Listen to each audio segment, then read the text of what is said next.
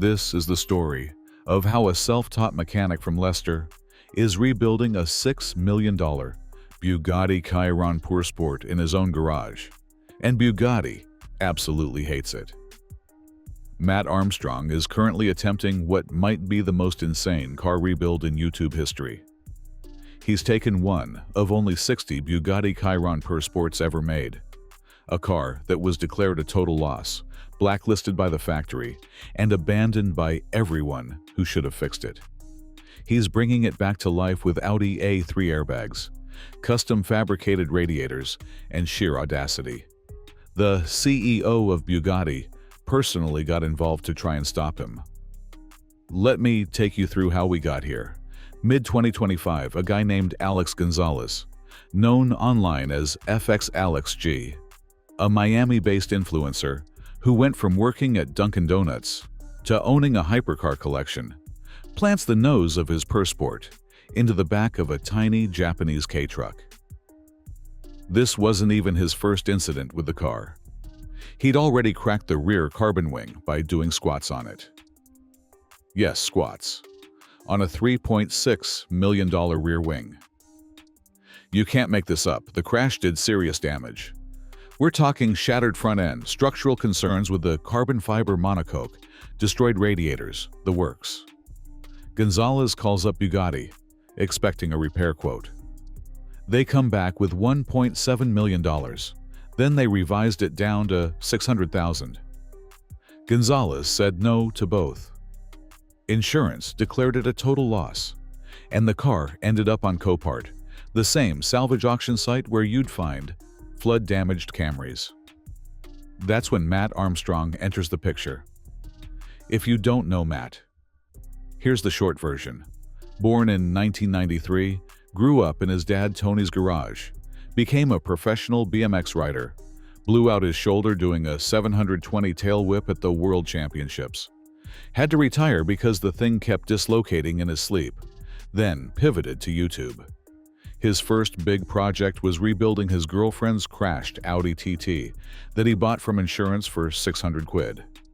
Richard Hammond reacted to one of his builds. The channel exploded, and by the end of 2019, he quit his day job. Fast forward to today, he's sitting at over 6.6 million subscribers with nearly 1 billion total views.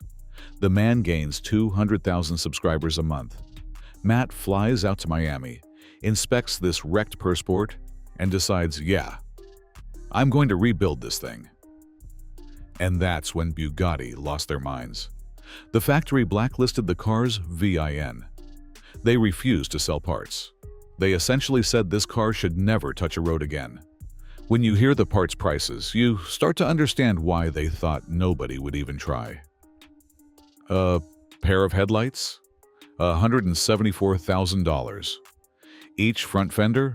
200 grand. A section of the carbon hood? 58,000. The horseshoe grille, surround alone? 93 grand. A replacement W16 engine? Over $850,000. The gearbox? Another $185,000. Even the key cost $13,500. The brake pads, just the front pads, are $6,764. These are brake pads, lads. You could buy a decent car for that. Bugatti's argument was simple. Safety.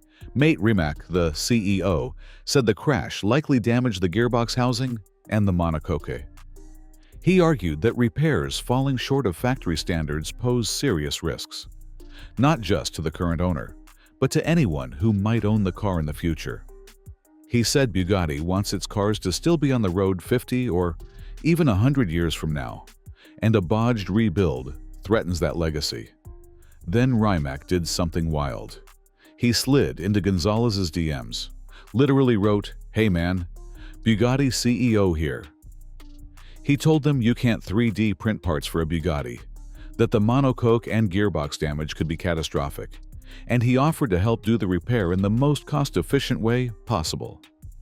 Gonzalez declined.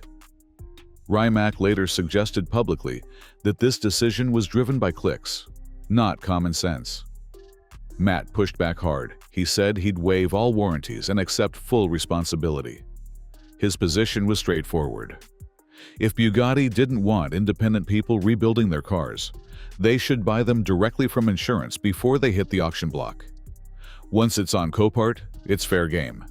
He even compared his dynamic with Rimac to a Messi-Ronaldo rivalry, which is honestly one of the more confident things anyone has ever said about a beef with a billionaire CEO.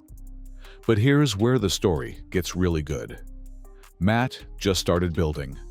Without factory support, without official parts, he and his team got creative. They brought in Bob from the machine shop to repair the damaged front chassis. They used CNC machines and 3D scanning to fabricate components Bugatti wouldn't sell them. They partnered with A3 Customs to completely retrim the interior, seats, dashboard, steering components, all in a matching white and purple theme. They had Valvetronic scan and develop a bespoke exhaust system that actually gave the car a deeper, throatier sound than stock. Then came the discoveries that made the internet lose its collective mind.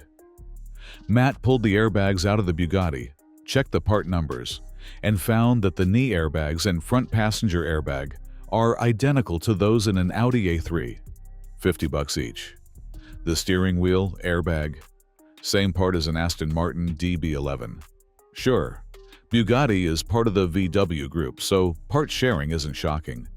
But when you're charging the prices Bugatti charges, and the airbag keeping your knees intact is the same one in a $25,000 hatchback, that's a tough look. He also pointed out that the accelerator pedal controlling all 1,479 horsepower is just a piece of molded plastic, not billet aluminum, not carbon fiber, plastic. On a car that cost $3.6 million new, the Chiron has 10 radiators. 10. Matt and his team custom-built replacements for the destroyed ones. When a pinched coolant overflow pipe needed fixing and no Bugatti parts were coming, they sorted it with a section of rigid brake hose. Sometimes the simplest solution is the best one. Then, in March 2026, the moment everyone was waiting for, they joined the two halves of the car using 14 titanium bolts, turned the key, and that 8-liter quad-turbo W16 fired up for the first time since the crash. The car lives. The public response has been split. Some people are firmly in Matt's corner. One comment summed it up perfectly. If Bugatti doesn't want anyone touching their cars, buy them from insurance before they hit auction. Others worry about safety, arguing that a self-taught YouTuber probably shouldn't be reassembling a car capable of 217 miles per hour. But here's what I think matters most. This whole saga has ripped the curtain back on the hypercar industry in a way nothing else has. Millions of people are now seeing exactly what goes into these cars, what the parts actually are versus what they cost, and how manufacturers use exclusivity and parts restrictions to maintain control long after the sale. It's a right-to-repair battle playing out in the most expensive, most entertaining way possible. Mat Armstrong started his YouTube career rebuilding a 600-pound Audi TT. Now he's bringing a $6 million Bugatti back from the dead. Whether you think he's a genius or completely mad, you cannot deny the man is committed to the craft. Bugatti might hate this, but nearly 7 million subscribers are absolutely loving every second of it.